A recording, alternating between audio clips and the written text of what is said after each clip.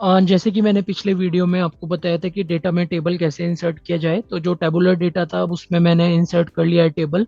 अब इस टेबल को मैं किस तरह से पिवट इंसर्ट करूंगा, तो आप किसी भी यहाँ टेबल पे कहीं पे भी क्लिक करें। यहाँ पे एक ऑप्शन आएगा इंसर्ट, तो यहाँ पे आता है पिवट टेबल। जैसे ही आप पिवट टेबल पे क्लिक करेंगे तो ये पूछता है कि जो पिवट की रेंज है क्या है, तो जो टेबल है इसका नेम है टेबल 1, इसी रेंज पे रहने दीजिए।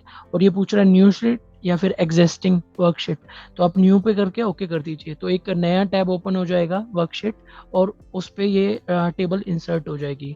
तो मैं सबसे पहले से एज ए रीनेम कर लेता हूँ।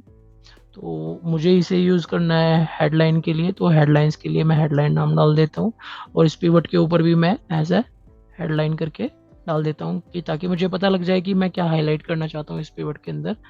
तो आप देखिए सबसे पहले आपको क्या लेना है, क्योंकि आपको ये पूरा का पूरा ईयर का ट्रेंड दिखाना है कि किस तरह से ये ट्रेंड चला हुआ है, कि जो भी हमारा सीक्वेंस है कितने विजिटर्स आ रहे हैं। तो सबसे पहले आपको डेट पे जाएंगे, और डेट पे जाने के बाद इसको यहाँ पे एक रो जो लिखा हुआ है रो लेबल्स, उसमें आपको इसको डेट को पेस्ट करना है। तो मैं आपको दिखा देता हूँ, ये पीवट होता है। जैसे पीवट होता है तो इसके चार बॉक्सेस होते हैं। एक होता है रिपोर्ट फिल्टर, यानी कि जो भी चीज़ें फिल्टर करना चाहते हैं। सपोज कीजिए आपके डेटा में दो कॉलम है, लाइक जो ओल्ड विजिटर है और न्यू विजिटर है। तो आप अगर चेक करना चाहें ओल्ड विजिटर का डेटा, तो इधर आप रिपोर्ट में ओल्ड विजिटर रखेंगे, देन न्यू देखना चाहे तो न्यू रखेंगे। तो सबसे पहले मैं यहाँ पे बता देता हूँ कि और दूसरे क्या होता है। अगर आपको डेटा वर्टिकली देखना है कि जो आपके मंथ है, लाइक वो इस सीक्वेंस में आ जाए LMN, तो इस तरह जैन फैब करके आ जाए, या फिर आपको एक सीक्वेंस चाहिए लाइक रो रिपोर्ट रो में, तो आपको ये समझना होगा वैल्यूज में हमेशा आपको जो भी वैल्यू आपको आउटपुट देगी, जैसे अमाउंट है तो अमाउंट, काउंट है तो काउंट, एवरेज लेना है तो ये सारा वैल्यूज में आएगा। तो इसे समझने के लिए आप यहाँ पे डेट को क्लिक कीजिए और यहाँ रो लेबल में पेस्ट कीजिए। तो देखिए अभी आपकी जो ये डेट है ये जैन से लेके पूरा दिसंबर तक आ चुकी है, लास्ट तक अगर आप देखेंगे। लेकिन आपको ये चाहिए सिर्फ as a month on month. तो आपको मैं एक चीज़ काफ़ी अच्छी बता देता हूँ कि इसका बेनिफिट क्या होता है। अगर आपको इस तरह का डेटा है, यहाँ पे राइट क्लिक करेंगे। राइट क्लिक करने के बाद देखिए यहाँ पे ग्रुप का ऑप्शन आ रहा है, ग्रुप के ऑप्शन पे क्लिक करेंगे। जैसे ग्रुप के ऑप्शन पे क्लिक करेंगे तो यहाँ पे लिखा हुआ है कि आपको क्या लेना है, मंथ लेना है, डे लेना है, डेट्स लेना है, क्वार्टर लेना है। तो आप मंथ्स पे क्लिक करके ओके कर दीजिए। जैसे आप मंथ क्लिक करते हैं तो देखिए अब आपकी जो सीरीज है वो किस तरह से होगी है, जैन, यानी कि जो भी डेज है वो एज अ मंथ में कंसिडर हो गया है। आई होप ये आपको फंक्शन काफ़ी अच्छा लगेगा, लगा होगा। तो इस तरह से ही आप चीज़ें अपने एंड पे ट्राई करते रहे। अब मैं आपको बता देता हूँ कि इसमें मुझे चाहिए कि टोटल मेरे जो विजिटर्स हैं वो कितने विजिटर्स हैं जो मेरी साइट पे आए। तो मैं यहाँ पे विजिटर्स को रो लेवल में पेस्ट करूंगा, तो ये सम में मुझे वैल्यू देगा, सम। अगर मैं चाहूँ तो इसे कन्वर्ट करके काउंट भी ले सकता हूँ। तो यहाँ पे आता है ऑप्शन वैल्यू फील्ड सेटिंग, तो काउंट ले सकता हूँ। तो ये देखिए अब ये काउंट देने लगा है मेरे डेटा का। अगर मैं चाहूँ तो इसमें एवरेज ले सकता हूँ कि एवरेज क्या है, तो इस तरह से इसने एवरेज थ्रो कर दिया है। इस तरह से आप वैल्यू सेटिंग में जाके वैल्यू चेंज करते रहे। तो अभी मैंने सम पेस्ट किया है, तो सम। अब मेरा सबसे पहले विजिटर का काउंट हो गया है। विजिटर के बाद अभी मैं इसमें क्या ऐड कर सकता हूँ कि मेरे जो यूनिक विजिटर्स हैं वो कौन कौन से हैं। तो मैं एक बार देख लेता हूँ ऊपर मेरा यूनिक विजिटर्स। तो इधर मेरे जो नंबर आ गया है, ये मेरे यूनिक विजिटर्स का काउंट आ गया है टोटल। अगर मैं देखूँ तो मेरे ये विजिटर्स हैं और एक यूनिक विजिटर्स है। अब मैं इसमें जो बाउंसेस हैं उनका ले लेता हूँ। ये मेरा बाउंसेस आ चुका है, सम ऑफ बाउंसेस। एंड देन इसके अलावा मैं इसमें, ठीक है, मैं अब आपको बता देता हूँ कि ये मेरे जो बाउंसेस है ये आ चुके हैं, और चाहूँगा कि मैं विजिटर्स उसका जो रेशियो है कितने परसेंटेज रहा है कि जो मेरे बाउंसेस है। तो मैं यहाँ पे जाऊँगा पीवट पे ही।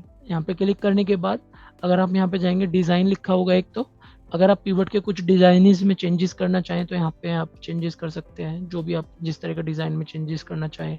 मुझे ज़्यादातर ये डार्क थीम पसंद होती है तो मैं इसलिए डार्क थीम ले लेता हूँ। अब देखिए इसी के साइड में एक ऑप्शन लिखा हुआ है जिसपे कि लिखा हुआ है ऑप्शंस। आप इस चीज़ को काफ़ी अच्छी तरह से समझना, ये आपको आगे भी काफ़ी हेल्प करेगा। तो जैसे ही आपने इस पे क्लिक किया, क्लिक करने के बाद यहाँ पे लिखा हुआ है फॉर्मूला।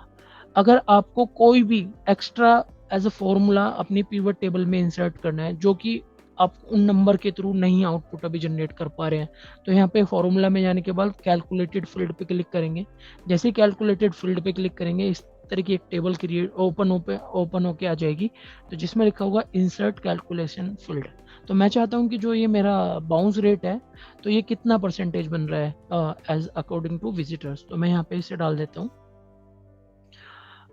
बाउंस रेट परसेंटेज, ये हेडिंग का नाम है।